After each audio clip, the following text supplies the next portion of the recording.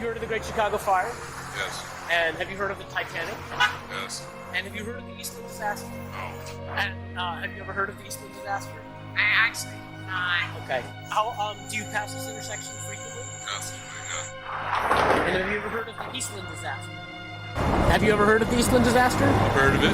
What do you know about it? It was a boat that capsized. I don't know much about it other than that. Have you heard about the Titanic? Yes. Have you heard about the Eastland Disaster? No. Okay. Do you pass this intersection a lot? Every day. This boat just tips over right in the middle of the river, right in the middle of the city. 844 people die. It's one of the biggest mortality events in American history, not just Chicago history, but in the country. But most people, if you ask them as they walk down the street, they've never heard of it. And so I'm interested in why. Why is it? How did that happen?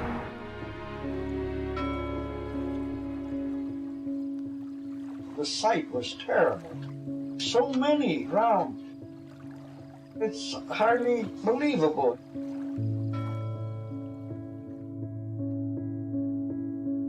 It was a drizzling morning. A friend and I got onto the ship and we decided we were going to go to the upper deck. We got up there, it was still drizzling a little bit. Soon after that, the bell rang. That meant that the gates downstairs were closed and no more passengers were admitted. The tugboat was then pulling in to tow this ship into Lake Michigan. Shortly after that, the captain come and he says, well, I don't think we should leave yet. We've got to straighten this boat out. It was tilted. A few minutes after he said that, one big crash.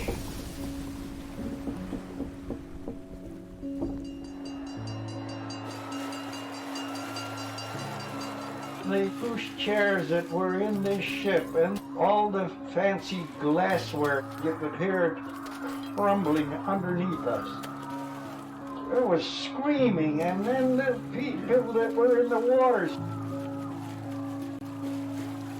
This friend and I decided we were going to rush downstairs right away. We went down one flight and crawled over the rail onto the hull of the ship. Then we slid down to the bottom of the boat and waited. It was a marketplace along Blacker Drive, and they were throwing in chicken crates where people could hang on to these chicken crates and hang on to anything they could grasp. Straw hats and suitcases were floating on the river. It was a terrible sight. Well, we waited, and then shortly the oarboat come in, and we jumped into the oarboat from the ship. And then we're taken to the shore.